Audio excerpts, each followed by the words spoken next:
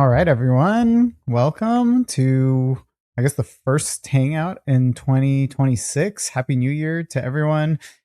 Hope everyone enjoyed their Christmas. It's been obviously a couple weeks. We took I guess, a winter break from hanging out, akin to the one that Steve and I have from school right now. So just like we're going to pick back up, I assume, Steve, you're picking back up on Monday. Is that when you're going back in Yep, I'll session? be back. Yeah, we're back to the regular routine on Monday. Looking forward to it, actually. I know, me too. I always say it's kind of like a break to go back to work from family Oh, life. for sure, for sure. Yeah, so we're also back to the swing of things today. I figured I wasn't sure if it would work out on New Year's Day. I don't know how you guys celebrate New Year's Day, but I figured like it's a cool way to start the year is like first day of the year, hang out, talk some cards. Um, we, as kind of the description and title indicate, we are hoping to go through and just kind of talk about 2025, reminisce, look back, think back, obviously from card pickups to what shenanigans we got into hobby wise, and hopefully um, anyone else can join in. Speaking of which, Tim's here. What's up, Tim? How you doing? Happy New Year. Hey, Happy New Year, guys.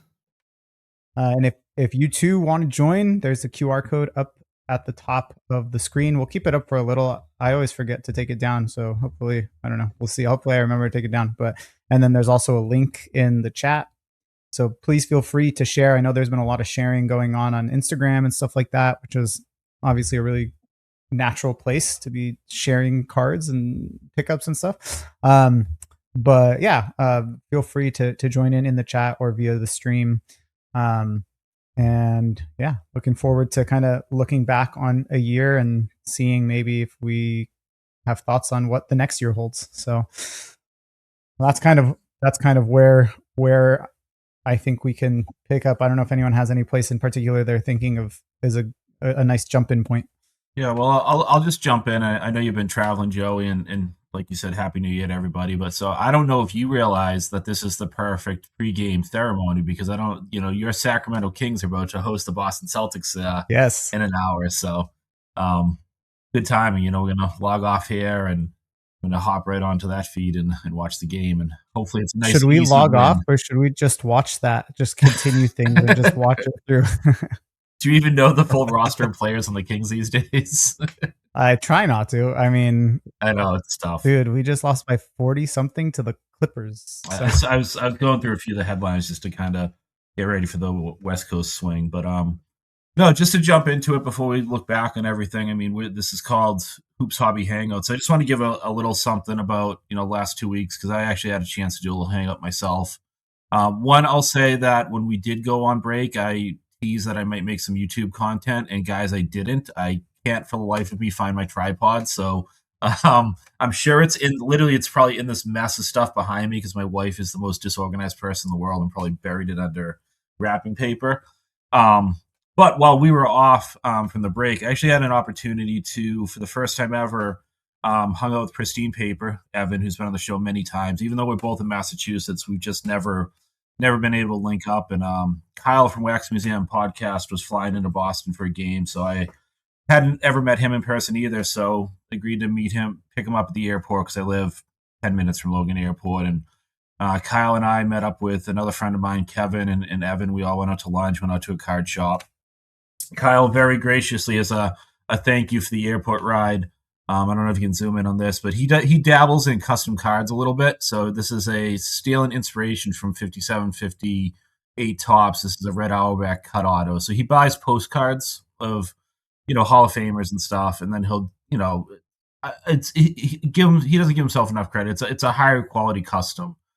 So really cool. I've got one other red auto.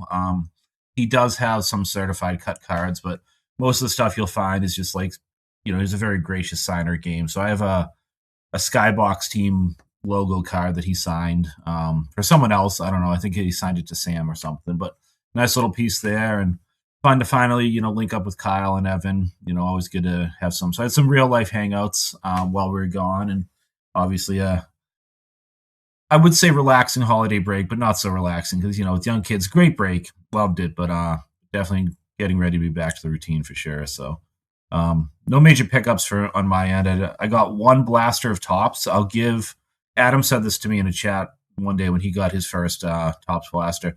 I'll give him credit for a flagship product. It's a good quality product. Like the cards are nice. It's a good stock. Again, I don't think I wouldn't go buy a blaster myself, but Santa put a blaster tops in my stock. And it was, you know what? I lied. It's not even a blaster; it's a hanger pack. So it was really there was nothing in there to pull. But I was impressed. Good quality for a flagship product. So that's really my only actual hobby update. For the last 2 weeks. I don't know if I mentioned on at any point, but my brother at some point got me some of those Costco boxes of Topps flagship, and I kind of agree with you. I felt like it just looked good. I mean, Yeah, overall, obviously, there's a lot to be desired photographically and with things in terms of design in some case, but I think you put it well. I agree. I think the quality of the cards is pretty good. yeah. I think I know there's been a lot of negative publicity about the Chrome version of it. Coming out so fast afterwards, and I think just inundating people's SKUs. But like I said, for a flagship, I mean, you compare it to Donruss or Hoops or going back in the day, Panini Complete. I mean, just a solid, very solid, just mass produced flagship product. So I don't give Topps a lot of credit, but I'll definitely give them credit for that. I was really impressed with the quality of the cards. Speaking of negativity, I saw Ryan came on, so let's go. What's that? I said, speaking of negativity, I saw you toggle your Oh. your speaker. No, I actually wasn't going to be negative this time. I was just going to say it's probably a good time to pick up the flagship right now that Chrome's out and it's like the new hot thing. So maybe a good time to pick up the flagship stuff. Yeah, and it seems like people are liking chasing the base set or like the black parallel set. So I think they've done a good job with that, and all of a sudden it's been like we got Chrome, and I don't even know if they've shared a release schedule of what they'll be bringing us next as far as products, but um, Chrome's sort of been overkill, but the flagship has been nice. So we'll see where it goes. Heading into 2026, like Joey said, well, we don't know what to expect, but it's off to a good start as far as at least they've given us something to look forward to. It's really cool that you guys were able to connect out there in Boston. Did Kyle go out for one game? Yeah, he had an opportunity to another collector that he knows really well, Alex Connell, had an opportunity to get some free tickets, and they both do the whole autographing thing. So I guess I didn't even realize he just fished the idea to Kyle. Hey, if you ever want to come out here, I could get you in. They had, like, passes to get into the arena early and everything. So he flew out just for the game, and when he was in the area, like I said, I live so close to Boston. It's like, buddy, I'll definitely link up with you at some point. And it just ended up working that a couple of us were around. He flew in on a Sunday, so even though it was like he was on break already, he's also works in education. I wasn't on break yet, so only had an afternoon free. But it was a fun time. Good to meet up with a few people. Went out to this legendary restaurant in the area, which is just Chinese food, but it's known for like hosting like wrestling events and autograph signings and stuff, called the Kowloon. So I thought, I don't like Chinese food, but it was interesting to go to a place that's sort of a local legend, and yeah, had a good time. That's very cool. Speaking of Kyle, he has a great Garrison Matthews Indiana Pacers custom card that he's keeping aside for me. I don't think that one's ever going to be printed. He was there. He was in Indiana so briefly, and he's closing in on my 3-point threshold for making a full page. So I when I saw that on Kyle, I was like, Kyle, please make me one. Won't ever see that again. Very cool. I guess on that note, Ryan and I had a similar thing. I mean, we three of us, Steve and Ryan and I, all participated in the Pack to the Future Secret Santa that was this past Saturday. So obviously, if you haven't yet checked that out, check it out. If you haven't yet checked out Pack to the Future, check it out. I mean, the funniest like hobbies related in content you'll find out there. Yeah, so it's a Secret Santa where everyone was assigned someone to purchase cards out of a provided description or list of things that person collects. Then you shipped it to shipped it to, I think it was shipped to Chad, one of the hosts of Pack to the Future. They put together some stuff. It was a great care package that they sent out with the gift. And then on Saturday evening, there was this big Zoom sort of thing where we just kind of opened and kind of hung out. And I just happened to be, like Steve referenced, I was traveling. I was out in Denver. My sister lives in Denver, so my family kind of went to visit her family, and just so happened I found out when Ryan sent me some cards, maybe the week of Christmas, and I was leaving the day after Christmas from California to Denver, that he lives in the same city as my sister, and it turns out like a couple. What is it? A mile? How far do you live? Yeah, it's probably about a mile, if that. Yeah, so a mile from my sister. Let me see if I can screen share it. Let's see. I believe in you. Add to stage. Oh, there you go. Yeah, so it was a big there's thing. us in this room here. Yeah, down in that bottom left corner. Yeah. So I actually went over to Ryan's house, and we participated in the Secret Santa off his computer together, which was a ton of fun. I mean, I know unfortunately that was the only kind of interaction that we had, Ryan. I know we had talked about trying to head out to a card shop sometime this week, trying to, I don't know, do something like that.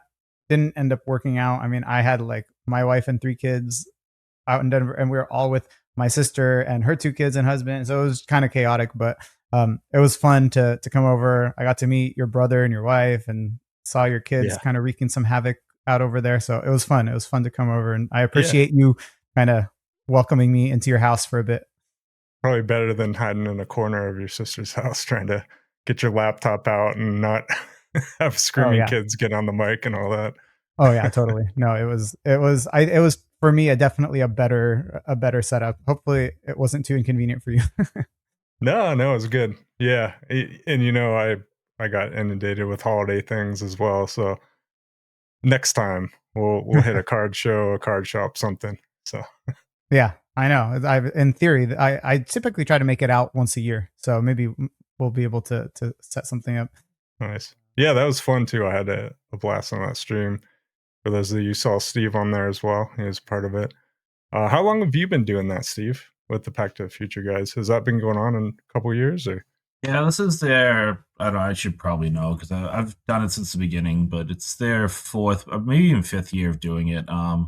They kicked off their podcast during the pandemic when a lot of other did, and yeah, it's honestly, I've got like a very good hobby friend, guy named Kevin Cormier, lives out by me, and we live right near each other. We're at shows all the time together, but the first time we actually met was through a Secret Santa a couple of years ago. Like, just I didn't even know who he was, and ever since then, he's been one of my like go-to, like, hit up a show together. He sets up a lot, so yeah, it's fun. It's a good group. It's just like, they don't take themselves too seriously, so it's fun hobby content. They kind of just get on there and talk shop, and they do some of the pricing stuff, but it's they'll do the market stuff based on what they collect, right? So if they're after a certain set, they'll talk about the market value or the pricing history of it, but that's a very minor part. It really is just them talking shop. And yeah, it's always a good time to, I mean, that's how Adam and I met. We during the pandemic, there was just a group of collectors that wanted to just hang out because you couldn't leave your damn house enough, or you couldn't get out or trade cards as easily. So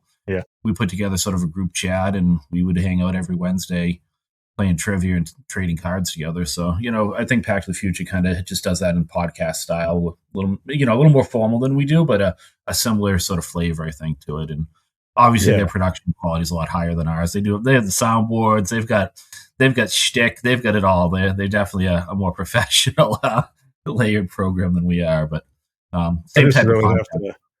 Like commend them for the effort that they put on that Secret Santa. I mean, that's a lot of work to get all the cards, pack them up, the swag up. So I got like a coffee mug and, like a button or something like that, all this stuff in there, a couple packs of cards, and then ship it out to everybody. Plus they did some giveaways at the end of it. It was really cool and a lot of work. So if you guys are listening in, thanks again. That was really fun. Definitely appreciate that again.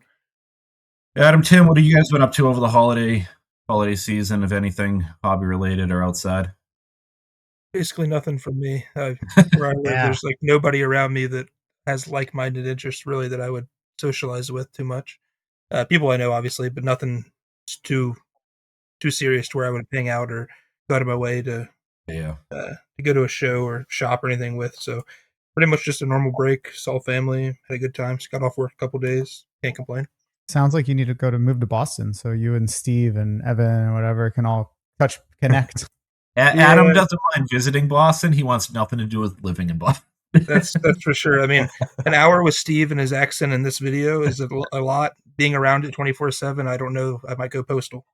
He came out. He came out here, and myself and someone else took him out to dinner, and the look of disgust on his face when he had to order a hot dog bun that was actually like split top. Like we have our own style hot dog buns out here, and then he ordered a lobster roll. He goes, "What's a lobster roll?" I was like, "It's a pile of lobster in a roll. You have to really like lobster." He's like, well, "I mean, I like lobster, but like, well, then it's just a lobster roll." And he ordered it, and he was pissed that he got a pile of lobster in a roll. So Adam didn't have a very good cultural experience when he was in Boston. The hot dog thing still I laugh about often. It's I'd never seen that before. I thought they literally just handed me a piece of bread around a hot dog. It was at a card show. So I was like, did they run out of hot dog buns? Or what's up with this? I've never seen that before. To this day, I've yet to see it, I think, anywhere other than there. So I mean, it's just not what we have around here. Do you have any connection to Boston? Like, did you ever live there? No. Where did the Celtics fandom come from? Just the players and the. Basically, I have no team locally. I mean, the closest team is the Pacers, and I've never met a Pacer fan in my life that locally. So like, there was no love lost for the Pacers. And growing up, Antoine Walker played for the Celtics, and he was still like talk of the town from UK. And everybody around here is huge Kentucky Wildcat fans. So that was kind of a push. And then obviously the lore of like the history of the Celtics didn't hurt anything. And then as time goes on, the Celtics draft Rondo, which only propelled that even further. And then they get the big three, and they're actually good for, I don't know, the first time in my life after like 7 or 8 years of being a fan and then being in the dumpster. So finally they're good, and it just like lit fire underneath me essentially in terms of the fandom when they actually have a team that's worth watching versus the Paul Pierce solo years. I'm going to put you on. I was going to say not to put you on the spot, Adam, but to put you on the spot. But there's also some oddball personal connection with a 2-time MVP from the Celtics, right? That didn't hurt either. Dave Cowens is from like, I don't know, 10 minutes away from me, probably something like that. So that was also some kind of cool lineage, if you will. Yeah, I'm sure that doesn't hurt. Yeah, I guess I just assumed you had been from Boston at some point, but very interesting. Cool. That was very cool. Sorry, Tim, you didn't get a chance to share what you. Oh, that's okay. I'm listening to all you guys. But pretty standard holiday week, and I went to different families and friends' houses or out for New Year's Eve yesterday, and pretty low key for the cards. I got a couple things in the mail, but I did get a hanger and a blaster box, and nothing to report out of those of note. It's funny, like Adam said, there aren't many people in his area that he could talk cards with, so they're stuck with going online and talking to everyone that we meet around the country. And I moved to a new county this year. I don't even have one friend yet that I've met, let alone a hobby friend. So if you guys know anyone out in Suffolk County, Long Island, let me know. Connect me. Okay, we'll put out a feeler, maybe like a poll or something. Oh, very cool. Should we start like talking about cards more specifically and sharing our cards? Because the whole kind of motivation or thought for this was to talk about our favorite pickups. Do you guys want to just kind of like all go rapid fire? Each person shows their whatever couple of cards, or do you want to just do one? Just so we're not talking over each other, why don't you just randomly call it a name, Joey, and then we'll just like each person show like one card at a time. So you just say like, hey, you know, and I'll start with you. Like I'll throw it to you. Why don't you pick a card that you wanted to share that you picked up? But then why don't you just sort of just keep us organized a little bit and just sort of set, you know, kind of run it a little. A lot of responsibility. You have a lot of faith in me, I think. Well, I'll talk over you and redirect if need be. Okay, perfect. Yeah, just keep me in line. I think it could be easy if we just go in order as on the screen. So like Perfect. Me, Adam, Tim, you, and keep going through that. Sorry, Ryan, you're kind of pushed back, even though you're first on the screen. Yeah, it's all good. No, I like it. Yeah, so I kind of put my cards chronologically in the time of the year that I got them. So in the very first part of the year, January. In January, I found a card and I purchased it that I'd been looking for a long time, for years. And it's actually, to my understanding, not the pack pulled version of it. And back when, I guess the beginning of last year, back when Iowa Dave, the shallow end, he did the Chase series about, I think it was 30, maybe 18, like collectors that finally found a card they've been looking for a while. He reached out to me and we talked about this card for like 15 minutes or whatever on his podcast. And it's the Kevin Martin 0405 rookie photo shoot auto. And the reason I say that this is not the pack pulled version is because there's no stamp on the back. So the ones that were pack pulled had a stamp up here, like a certificate of authenticity stamp from Topps. And so this one, from what I understand, and I did some research because for a while I wasn't even sure if this card existed or whatever. And those were ones that had been released, I guess, given to the player. So apparently these ones that have no stamp were given to the player, and there's an unknown amount out there. I ended up finding one of these, but I think I saw that in my searches for this card that somebody on eBay was putting out a bounty for like, if you know where a stamped version of this card is, and I still have never seen a stamped version of this specific card, he would pay like $1,000 for it or $500. I forget the exact number, but for a Kevin Martin autograph, that's bonkers stuff. Yeah, before you added that in, I was going to say that I've also heard that for some players, getting an actual like pack pulled copy versus the play distributed copies is much harder, and there are several set collectors that are highlighting the true hobby released versions from various years of those. So that's a super cool card with some good story behind it. Yeah, thanks, appreciate it. And I think it looks great. Not many people are into portrait cards for some reason, but I think I really like it. It's like a school photo, a class photo. And I think it looks really sharp. I don't think I've seen one of that type of card in any player. So that really good looking, in my opinion. Oh, thank you. Yeah, I appreciate that. And obviously this, I think, is what eventually led to the popularity of the Panini Next Day autos. So this kind of is the original in that lineage. But anyway, Adam, you want to keep us going? Oddly enough, you used the word lineage. I grabbed a card from the set All-Star Lineage. I've been looking for one of these for a long time. I really like it. Bill Russell, number of All-Star appearances from Immaculate. Yeah, that's awesome. Very nice. It's a nice hollow foil. I love that the photo includes him in the All-Star uniform holding the trophy. But that's one I've been after for a while. So when I thought of cards I picked up this year, that was one that came to mind. That's the initial year of that, right? 12-13 Immaculate. Yeah, they've redone them in I think 2 more years. They did one with acetate, which I love acetate, but the original is still better to me. And then they did one this final year of Immaculate, but they changed the design altogether. I really don't like it nearly as much. I don't think I've seen those yet. I'll have to look them up. That was one of the chase cards when Immaculate first dropped back in 2013. I mean, that set was highly sought after, so I'm not surprised it's taking you a while to land one at a fair price. Yeah, I actually have a much less cool one coming in. I forgot they didn't have mail today, or it would have probably been here. But I picked up a Robert Parrish just the other day. Awesome. Nice grab. I love sets like that from Immaculate because it has the Immaculate vibe, but it doesn't feel like a carbon copy of a lot of the Immaculate designs with just minor tweaks. So it feels like an Immaculate card, but it's a unique Immaculate card. So it's a beautiful card. Thank you. Yeah, sure. Tim, you want to carry on? Sure. I've talked a lot of positive things about Prism this past year, 24, 25. I thought the design was maybe the best in 8 years or so for in regard to Prism. I personally think they designed it for the OKC Thunder, assuming they would have a big year, and they ended up winning the championship. So I tried to get my hands on anything orange or blue of the OKC players I could that was in my price range. Couldn't get too many, but I really loved the Alex Caruso. This is one I could get my hands on. In the orange, the design with the O is just, it screams OKC. So for me, this was a big pickup this year. Very cool. Yeah, that's a good looking card. I mean, that is a case where I don't know about all Prism parallels from this year or whatever, but at least that combination with the orange, and I think it was the fast break. Is that the fast break? Fast break, yeah. Yeah. Fast break's disco, no? Okay. Yeah, the disco. Yeah, that looks awesome. I agree. The O and the orange, and he's in the blue uniform. That's a great card.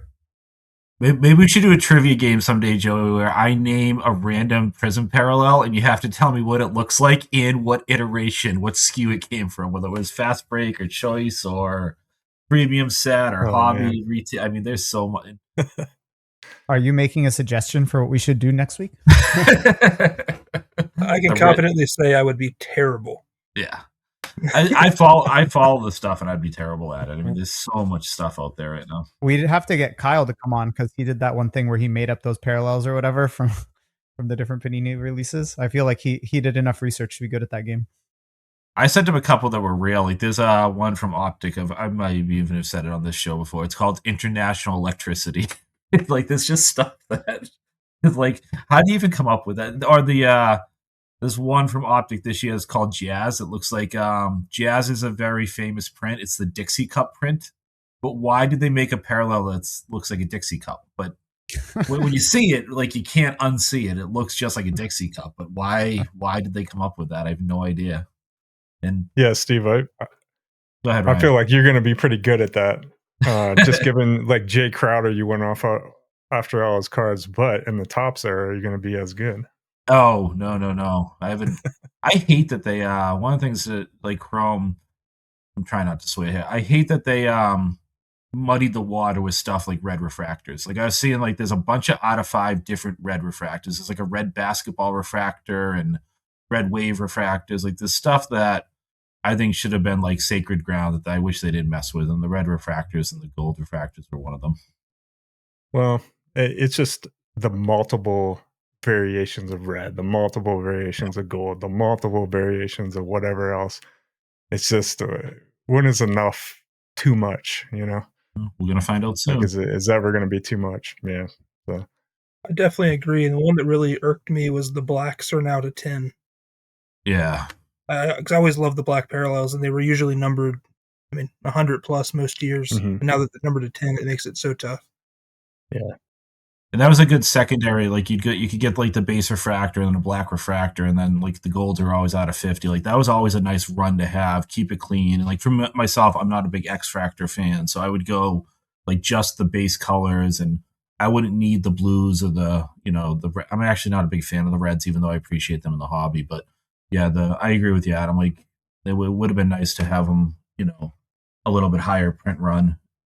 But they did say they were going to keep it consistent, so everything that is black should be out of 10 then, right? So whether they're going to do black pulsar or black wave or whatever, those should all be out of 10. That's at least one thing that they've told us, that there'll be consistency there. And people in baseball really like the configuration, right? I mean, don't baseball collectors love reds out of 5, blacks out of 10, golds out of 50? I don't know. I'm not that familiar with set collecting or player collecting or whatever in baseball, but I think that it's pretty popular. Yeah, you're relatively spot on there. I'd agree with that, Joey. All right, Steve, what do you got?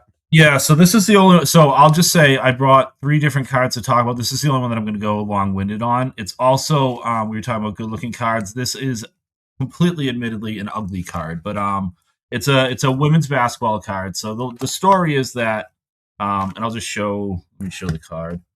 So this is Veronica Burton. She's my current favorite WNBA player. She's local in Massachusetts. She comes from a very, very well-connected sports family. So her grandfather was the first ever draft pick of the New England Patriots. Her father's prominent in Boston media. Her uncles work for the Red Sox. Her sister does pregame, postgame for the Celtics. So local kid, went to Northwestern, so didn't go to like UConn or anything like that, and has really become a star in the WNBA. So my favorite player, and this is a set. So Panini doesn't do any. She doesn't have any autographs with Panini, and Panini doesn't do any player worn or game used memorabilia. So these are all player worn, so photo shoot RPAs, and it's a very oddball set. And what they did was that it's like 10 parallels, and the parallels just based on the foil color. So this is, even though it's not shining that well on camera, this is like the hollow gold out of 10. And then for every single parallel, they had a 101 iteration. And all it was the same foil color, but with a black background. Well, this year I was able to land the true 1 of 1. So this is the true 1 of 1 from the base set. I'm going after the rainbow. The only one I need left is, ironically, a red foil out of 5 to complete the base set. So full Nike swoosh, RPA of my favorite player. Hideous card, but such an oddball set that I kind of really appreciate like the hunt behind something like this. Until this year, she wasn't even a well-known professional basketball player. She was sort of bounced around the league, was waived a few times, and then went and won the Most Improved Player of the Year award. Was the only player to start every single game for an expansion team out in Golden State. So really sort of kind of came out of the woodworks, and I've been collecting her for a while. So to find that true RPA 101 was a big pickup for me this year that I was really excited about. Got to be on the hunt for the out of 5 for you, right? I missed one. So back when I was bidding on one of these random, like, I don't know, off-brand 101s, these black 101s they had, and one of the 5 sold at the same time. I mean, it was like a $4 card. They're not expensive. It's just now, I mean, who knows? I don't even know I have no idea who would walk into a hobby shop and pay money for a box of Leaf Trinity, right? So that's part of it too. It's like how much of this stuff's out there and who's opening. It was a multi-sport product, I believe, or maybe they might have had a basketball version of it or a football version of it, but it's a multi-sport brand. So yeah, to find another out of 5 is going to be an oddball one to find, but enjoy the hunt. And when I do, it'll probably be a $10 card, and I'll be super excited to land a $10 card, which is, that's how you have to balance your collection, right? You chase some of the big cards and everything, but it's also fun to get some of that lower end stuff that means something to you. So what do you got, Ryan? What are you sharing? All right. I got one of like a lot of Emmanuel Mudiay cards that I picked up. And I chased Emmanuel Mudiay quite a bit back in the day. So this is not a high value card today, but back in 2015 or whatever, definitely was. And I probably went after this exact one or something similar to it. Trying to win this variation. I think this year they had a couple different variations of these RPAs in Flawless. So I landed this one and probably 3 or 4 others. I think I paid a total of maybe like $70 shipped for all of them. But just a fun pickup because this would have been, I'm guessing, probably $150, $200 card back in the day. So just excited to see that show up, and somebody was super collecting them or something, and they had maybe like 10 different Mudiays. I went after maybe half of them just for nostalgia's sake, So just something fun to pick up. Not a crazy, super expensive card by any means, but just one that has like sentimental and nostalgia value to it, And a beautiful patch too. I mean, as a Celtics fan, yeah, we have a lot of very boring patches, and even the nice patches are not nearly as multicolored, stitched as something like a Denver Nuggets or, Golden State Warriors jersey. So like it's just a beautiful combination of auto, image, patch, hollow foil. I mean, it's pretty much everything you want out of a patch auto. And the image too is, I'm big on photography, right? So it's like very cool to have him like doing something, then like dribbling up the court or something like that. Yeah, for sure. Which feels especially rare for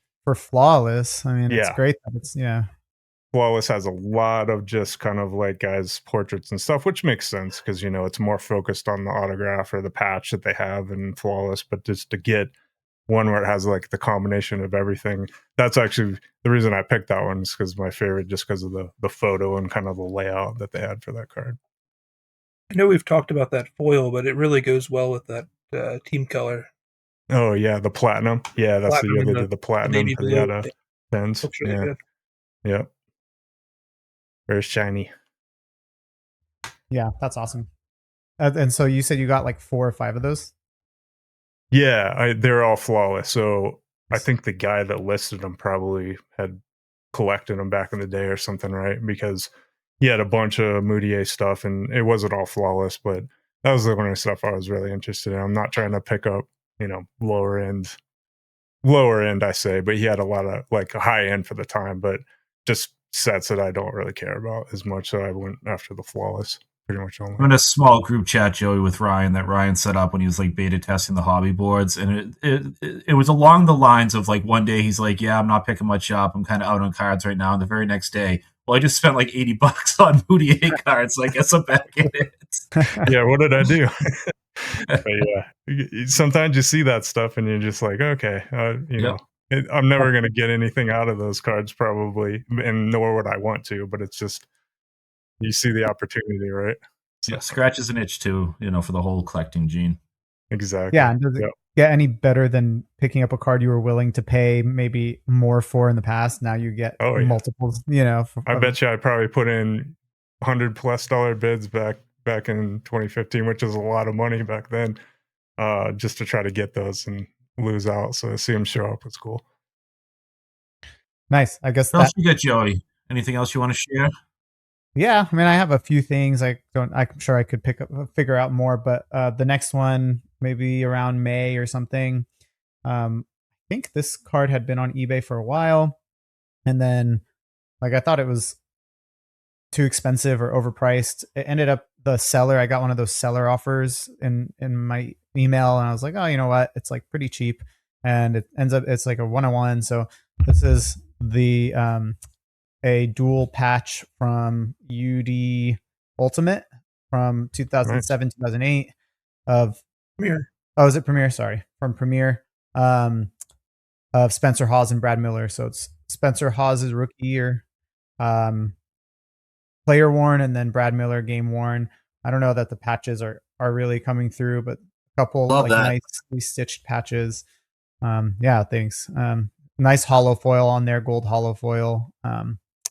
So yeah, I liked picking that up, and I as a team collector, I'm a huge fan of dual and triple cards. So if I can, and as a patch person who prefers patches, getting a card like that, to me, that's super cool. It's like the center from the team, and then who is supposed to be the next the next starting center of the team, both of which didn't pan out, but it's fine.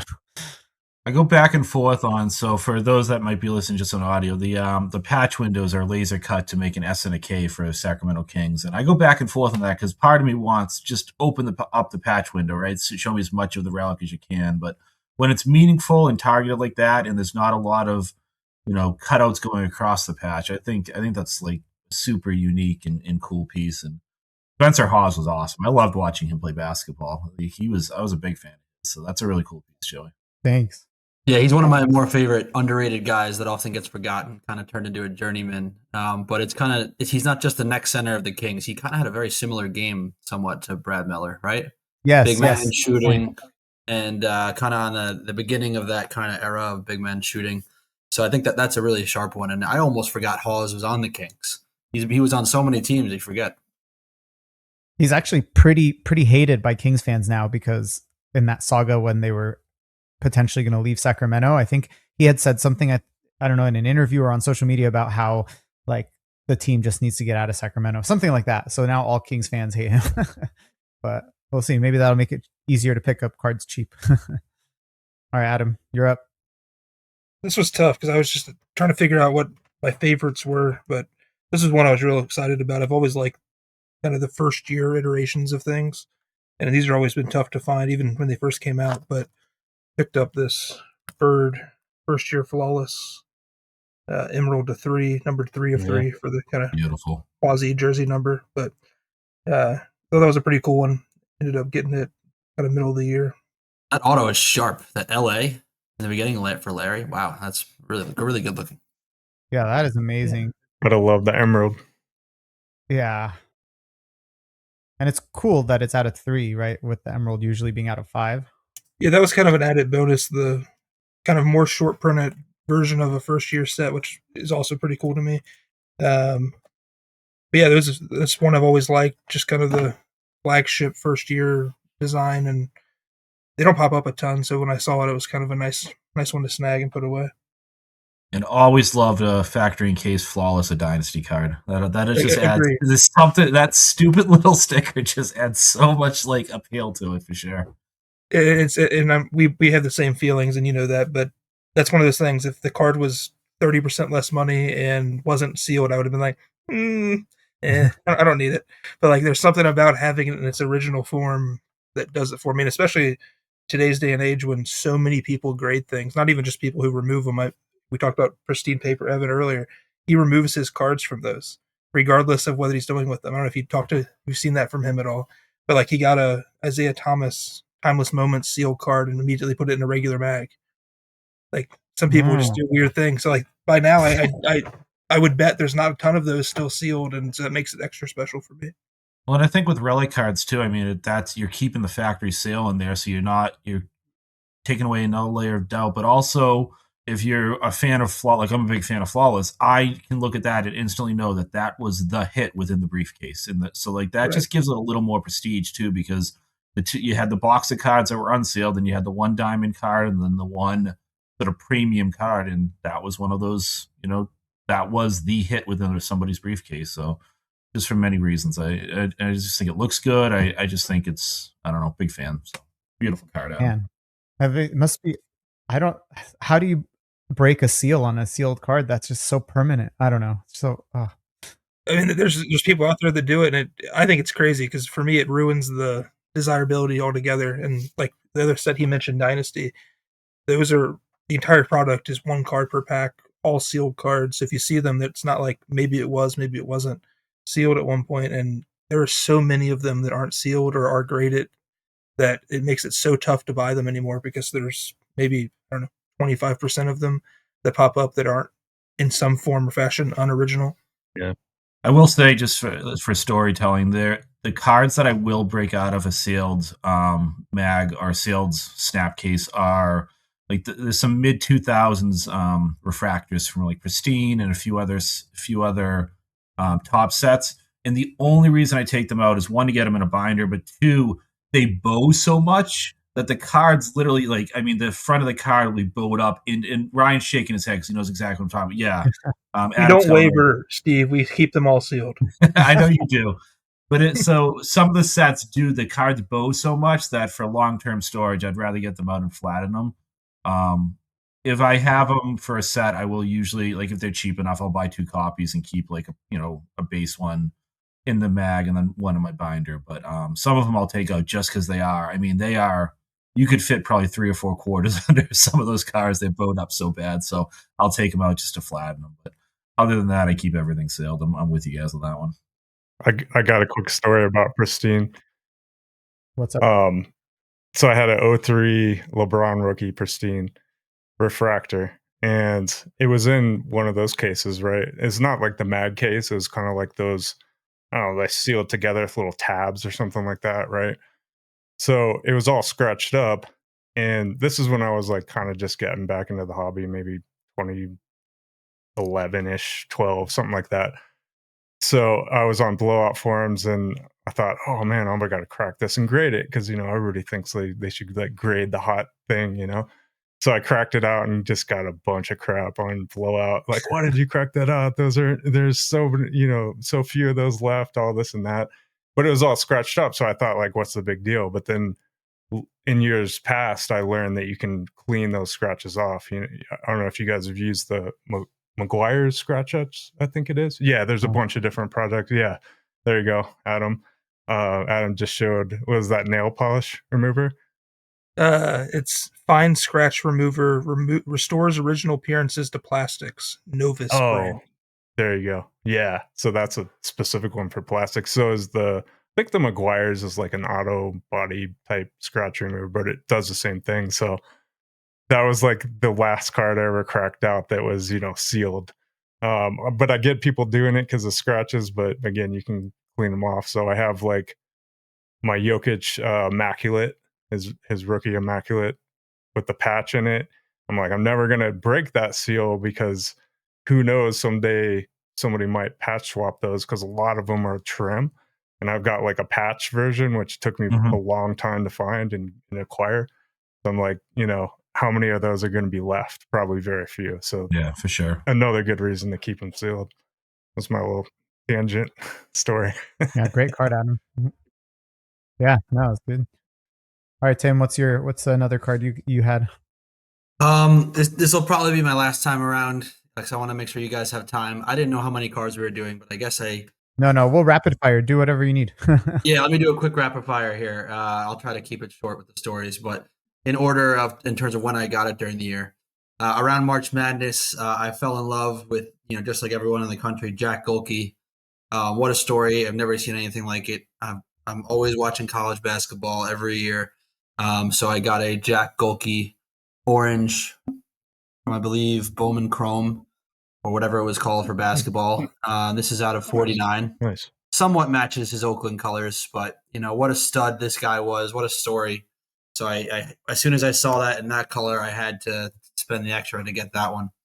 But next up, everyone who knows me knows I love Photogenic. I adore Photogenic, and this card was coming out right before, or the Photogenic came out a little bit before my wedding, I believe. And I was trying to buckle down a little bit, and then I saw the Kyrie Irving card, which could be my favorite card of the season. What a beautiful shot! And I got this one in the Stardust variation, which I love, like a little dusty refractor. Yeah, that's cool. So I really fell in love with this one, and it's I think the only card in my showcase on my wall that's not an autograph. The more that Kyrie Irving, before he got hurt on Dallas, the more he played on Dallas, the more I missed him as a Nets fan and regretted me getting pissed off when he wasn't playing. So this was a very fun one for me. I love the Stardust. That effect is like such a nice, subtle, pretty effect. Oh, I loved it. Really small, little, smaller than a fast break, so to speak, for Caruso. Right. So I really loved it. Then two more here. Before the season, Fred VanVleet went down, and Houston was without a starting point guard.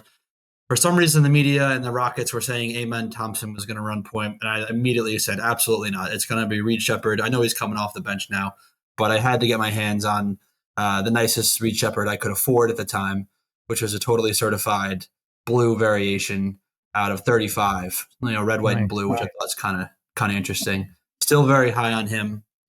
We'll see if he jumps into the starting lineup eventually, but a big fan of him. I'm actually high on him too. I think he's going to be decent. The Kentucky blue variation. Right, Kentucky. Oh, there you go. The blue and the Kentucky. That makes more sense. Yeah, there you go.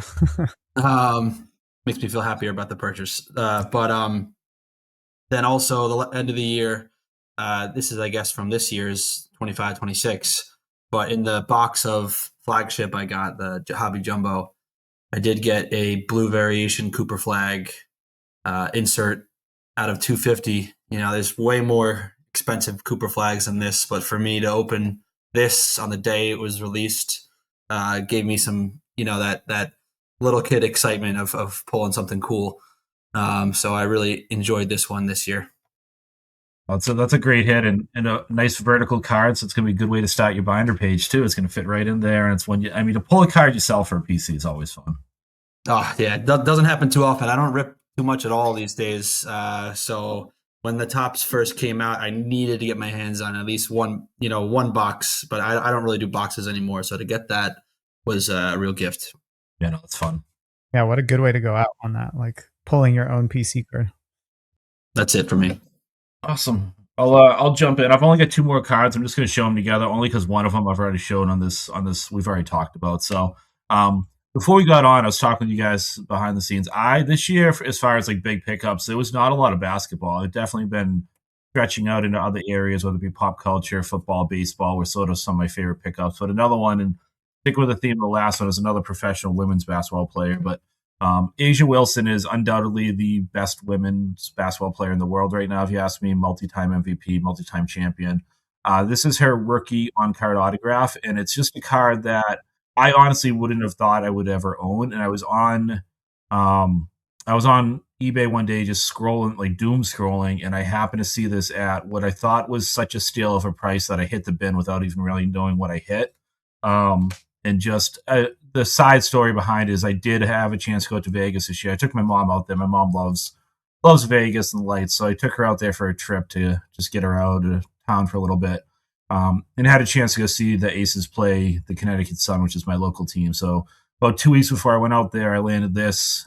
She inscribed to Go Vegas. And then about 12 hours after I hit the bin on it, I was on Facebook, and in two different groups saw people saying, who grabbed this one? What a steal. I tried to hit it and was already sold out by the time my bin went through. So a little bit of an immature excitement for me, just knowing that like I sniped it before someone else did. And Definitely a favorite card of mine, but also one of the very few cards that I know if I needed to sell it, I could get my money back.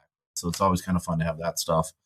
And then my favorite pickup of the year, we talked about this in depth on here, is my Jay Crowder 75th anniversary game used logo man from Silhouette.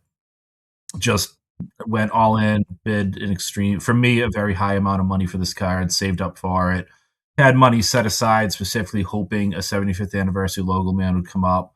The photo shows him wearing the 75th anniversary jersey. You can see the diamond Nike swoosh on it. So I PCJ Crowder, I have, try to get as much of his checklist as I can. So to have a game used logo man at the end of his career, but mainly, I'm not a big logo man fan, but something about that 75th anniversary just hits a little different for me. So, and again, we've talked about that card in depth, on a different hangout, but that's definitely for basketball cards, my top pickup of the year. So I'll wrap up with that one.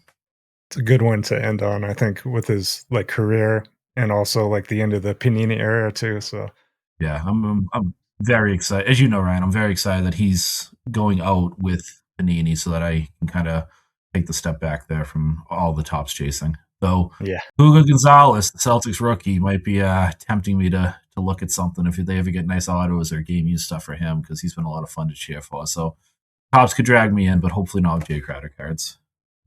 right. Yeah, that's really cool. Ryan, what do you got? Let's see. I'll rapid fire 2. All right. So I did share that game worn Gary Harris jersey. So that would probably be the number one spot, but it's not a card. So I had to pick a card, but it's also a Gary Harris card. So BDRR Sports Cards, known him from back in the blowout days, had a story post. I had like multiple people hit me up, thankfully enough to let me know, hey, he's got a story post. He's got these Gary Harris logo man. So this is a rookie logo man from Immaculate from 14-15. He was kind enough to let me trade into this completely. So that was really cool to grab that one and to go along with, my rookie game worn jersey that I picked up from My Grays as well. I'm so excited to get that one. These aren't game worn. These Immaculate ones are, player worn, probably photo shoot or something like that. But really excited about that one. And then last one up for me is this Iverson. This is the last one I needed for the X Factor set from 07-08 Topps Chrome. Love those. So this is the Allen Iverson X Factor from that year. So really big on putting together the refractor and gold refractors, but as a lot of you may know, the 07-08 did not have gold refractors. So you're mainly chasing refractors and X Factors. And they do look really nice that year. I do like the horizontal design as well with like a nice action shot. So it's a great shot. Really happy to pick that one up, finish that set off. I'm always big into getting the sets completed, and that one finally completed like most of my Topps Chrome run that I'm wanting to do. I probably will go back these next couple of years and do like all the base and then some of the blacks maybe as well. Still missing a couple of those here and there, but yeah, the main like focus that I've had for literally probably like 9-10 years at this point is finished. So it was nice to complete that this year. Let me ask you something, Ryan, about Allen Iverson. When he came to Denver, that was kind of my first year where I truly locked in on basketball, like every detail. And of course, I went back and looked at the older stuff, but that year I was all in for the first time. Mm-hmm. And that Allen Iverson trade kind of blew my mind because I knew how good he was, statistically and how many points he was always putting up. But over time, we kind of realized their careers, Melo and AI, were kind of, I don't want to call them ball hogs, but very ISO kind of players. Right. And what was the initial thought when he was acquired before everything happened? What was the initial thought? How confident were you in the Nuggets, joining Melo and Iverson on day one?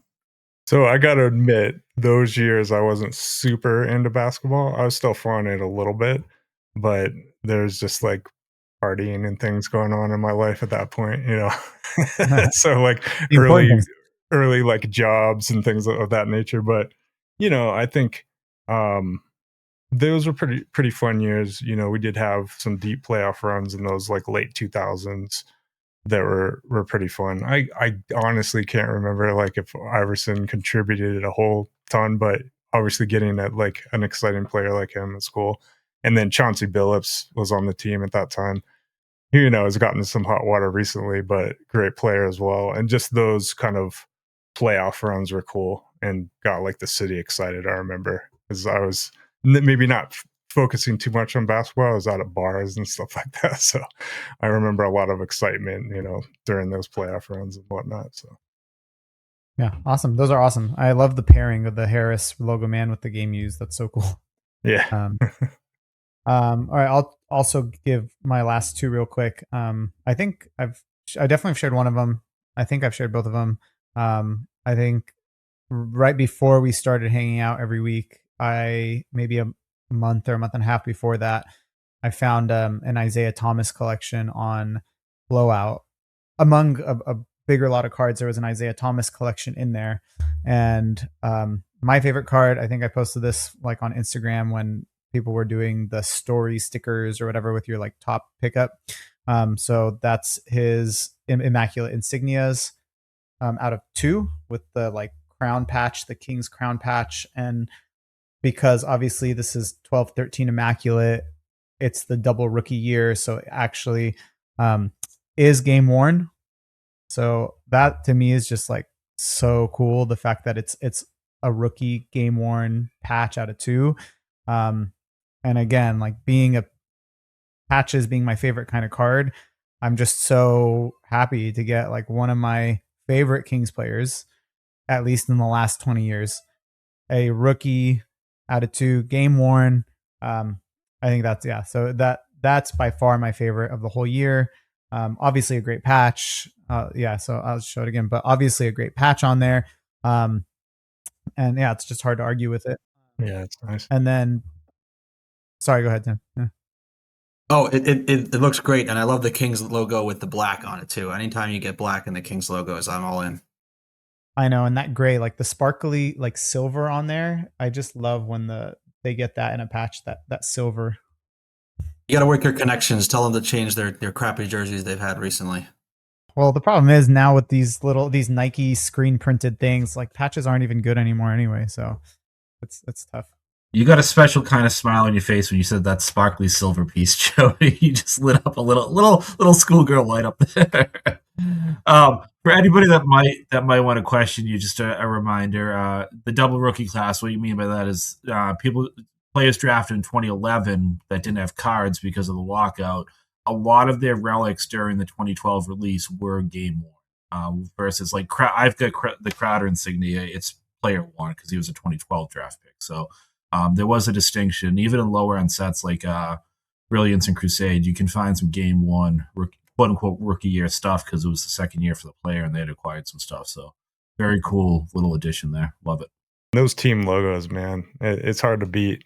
That's I often chase just like team logos. It doesn't really matter to the player for the Nuggets because they just look really cool. The patches. If you get a little chunk of it, or like you have like half of the team logo, that's really neat. I know it'd be cool to pair it at some point with this is 1 out of 2 with the 2 out of 2. I'm sure it's the second half of the crown. That'd be really cool. Mm-hmm. Yeah, it is. It's interesting, Steve, because for some reason the NT RPA that I got an NT RPA as part of that lot is player worn. So I don't know why the Immaculate. I'm sure because it's a lower numbered set. I mean the NT RPA is that year out of 199, I think. Rather than 99. So I'm sure that has to do with it, the numbering, and they want to be able to get that many patches for the RPAs. But yeah, very cool. And then the last one is just something that I showed. Definitely when I got it in, I showed it. It was that card that I acquired back, not the exact copy, but a different copy or different version.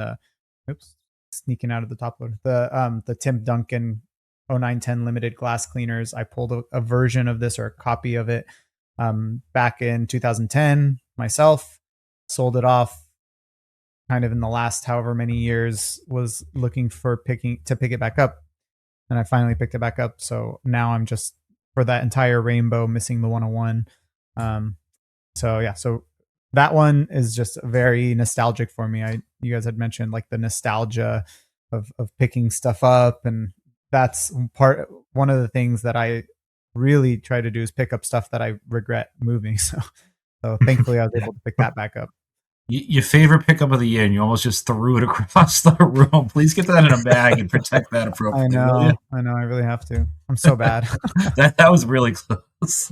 A little piece of blue tape or something. I know. Yeah, I didn't realize it was loose until now. All right, Adam, you want to close this out with your last things? Yeah, sure. I got a couple of things sitting here. I didn't know how many we were going to do, but I'll try to go through them quick. Couple more things from the first year of Flawless. At a Emerald Russell pickup also. 11 championship signia, or however you want to word it, on this. Benchmarks, I think they call it, yeah. And then I'd at least have one of one for so nice. one of one. Ooh. But platinum foil, Nate Thurmond, he's a really tough patch in any configuration, let alone a jumbo and one of one. Two more from Flawless there, and then I had 2 ABA pickups I've been after forever. A Dr. J Chronology, been one of those since Chronology came out, and just was always kind of second fiddle on the auction, and kept bidding more and more and getting outbid more and more until eventually I paid up and got one. And the number one card I've been after for a long time, the Artist Gilmore Silhouette Prime. Obviously, holofoil game use ABA stuff is tough, and this is one I've been after for quite a while. I've said it before. That might be my least favorite year of Silhouette with like the dark background, but on that one, the black and white photo with the white jersey and the blue stitching, that's as good as that second look. Like that's a beautiful card, and I actually think it looks. I think that looks better than some of the ones from like 2012 or 2013 as far as Silhouette. Like that's just such a nice card. I appreciate it. Yeah, I do think many cards in that set are very lackluster, but that one works compared to most. Yeah, for sure. For sure. Yeah, and one of the things is just like those vintage patches, those old school patches from those old jerseys. I don't know if there's just something about them that's just so cool. You know, it's like even patches from jerseys from the 50s, the 60s, the 70s that aren't the chunkiest, don't have the most breaks or whatever. I mean, there's just something about them that feels so just important, you know, historic. Looks like satin, the color there for the Gilmore, the blue color. I don't know if you can really see it too. Like you can see like legitimate kind of wear on the stitching, and like it's not just a uniform that was worn for half of a game.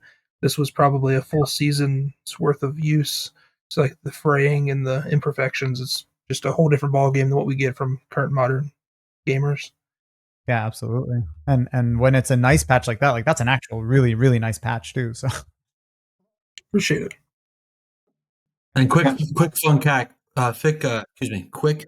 fact before we close out here. We showed the Julius Erving. I was actually coming from Colorado a couple of years ago on a plane, and I walked by Julius Erving in first class, and I shook his hand. That was my favorite, random meeting an NBA person. Awesome. Yeah. Nice. That's awesome. All right, does anyone want to add anything? I mean, those are our favorite pickups. Obviously, at any point, if you are listening now or later or whatever, obviously we'd love for you to share those. And I know everyone's kind of putting them up on Instagram, but you guys have anything you want to say before we close out? I know it was a lot. I mean, of us a lot of times focused on showing the cards we picked up, but whether related to that or otherwise. No, I just appreciate you guys bringing stuff. I always love, seeing what you guys have in your collection. So appreciate you taking the time to share with us. Yeah. Anybody has any pickups that they want to share via our page, just hit up the Hoops Hobby Hangout IG page and we'll post them up for you. Cool. Yeah, awesome. And hopefully looking forward to a similar thing in a year, right, where we can share really cool pickups. I'm sure we'll all have very fun things to look over the next year. So awesome. So yeah. Anyway, if that's that, I agree with Steve. Thanks for taking the time to. Tim just could not wait to get out of here. He wants to go watch the Celtics beat the Kings too. I mean, I feel like that would be a very enjoyable thing for people to watch. It wouldn't be enjoyable for you. Not for me. Yeah, I mean, I just don't watch it anymore. That's the thing, I can't remember last season where I've watched this few games. Obviously having 3 kids now influences that, but man, I just have no interest or desire to follow along. I'm not going to pile on. I get it when there's not the young talent to be rooting for. There's no direction. I mean, we've had those years in Boston. It's been a while, but like we've been there. So you're not no changing of the guard to follow along with the or anything. It's just when it's just bad basketball. It's just bad basketball. You've got better things to do with your time. Yeah. Yep. Well put. Well put. Well, cool. Well, I hope everyone has a great week, and we'll see you guys. Yeah, see you guys next week. Awesome. Appreciate it. See you, everyone. See you.